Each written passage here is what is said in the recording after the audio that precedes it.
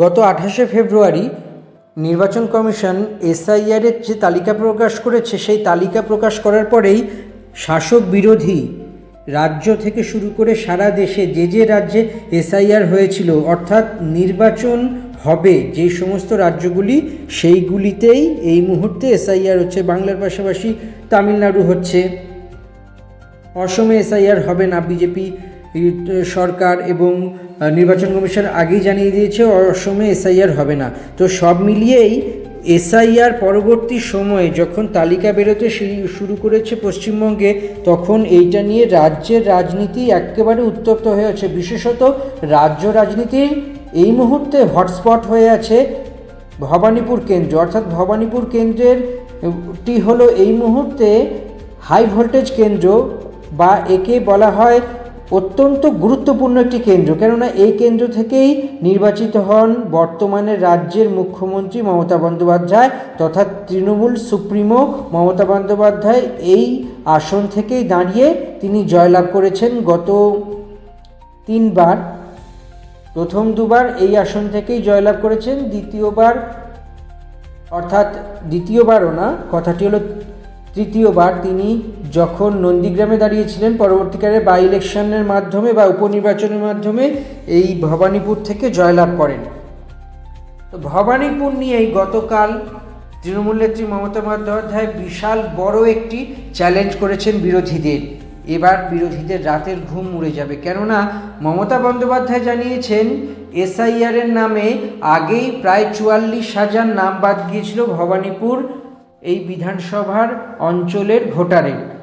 এবার ভবানীপুরের এই কেন্দ্রটি অত্যন্ত ছোট একটি কেন্দ্র। এই কেন্দ্রের ভোটার সংখ্যা সব মিলিয়ে 2,60,000, যার মধ্যে আগেই 44,000 নাম বাতিল হয়েছে এবং বর্তমানে আরও 16,000-এর কাছাকাছি নাম বাতিল হয়েছে। সর্বসাকুল্যে যদি দেখা যায় 60,000 নাম বাতিল হয়েছে। এবং এই নিয়ে বিরোধীরা ব্যাপক প্রচার শুরু করেছে, ব্যাপক এই নিয়ে বাজার গরম করতে শুরু করে দিয়েছে। কেন বিরোধীদের বক্তব্য, অর্থাৎ বিশেষত প্রধান বিরোধী দল বিজেপির বক্তব্য, এই ভবানীপুর আসন থেকেই মমতা বন্দ্যোপাধ্যায়কে হারাবে। এবার মমতা বন্দ্যোপাধ্যায়কে হারাবার যে কথা উঠেছে, সেই কথার অন্তর্গত বলা যেতে পারে এই নিয়েই গতকাল আসরে এসেছিলেন তৃণমূল নেত্রী মমতা বন্দ্যোপাধ্যায়। তিনি বলেছিলেন যে এত ছোট একটি বিধানসভা আসন, যেখানে লজিক্যাল ডিসক্রিপেন্সির নামে প্রায় 60,000 লোকের নাম বাতিল হয়েছে এখানে, তো সাধারণ ক্ষেত্রে যে এত ছোট একটা বিধানসভায় এই রকমভাবে আরও বিষয়টি সংবেদনশীল দিক থেকে ভাবা উচিত ছিল। কিন্তু তবুও তিনি বলেছেন যতই এটি ছোট বিধানসভা হোক, এই বিধানসভা থেকে তিনি জিতবেন, এই বিধানসভা থেকে তৃণমূল কংগ্রেস জিতবে। কেননা এই বিধানসভা তিনি বলেছেন একটা ভোট হলেও তিনি জিতবেন, তার দল জিতবে। এখান থেকে নির্বাচিত প্রার্থী, এখান থেকে তৃণমূল কংগ্রেসের যিনি নির্বাচিত হবেন, অর্থাৎ মমতা বন্দ্যোপাধ্যায় নির্বাচিত হলে তিনি রাজ্যের মুখ্যমন্ত্রী হবেন। এই রকম বিষয় এখানে ঘটছে। তো সব মিলিয়ে বলা যেতে পারে রাজনীতিতে এই মুহূর্তে পরিস্থিতি একদম টান।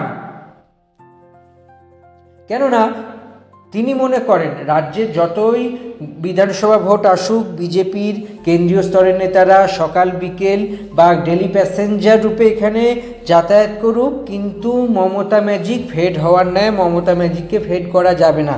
কেননা মমতা বন্দ্যোপাধ্যায় বছর 10 আগেই বীরভূমের এক নির্বাচনী সভা থেকে বলেছিলেন রাম শ্যাম বা অমুক তমুক দেখে লাভ নেই, দেখুন প্রতিটি বিধানসভায় কে প্রার্থী দেখে লাভ নেই, প্রতিটি বিধানসভায় ধরে নিন আমি প্রার্থী, অর্থাৎ তিনি মমতা বন্দ্যোপাধ্যায় প্রার্থী, সেই মমতা বন্দ্যোপাধ্যায়কে সামনে রেখেই ভোট দিন।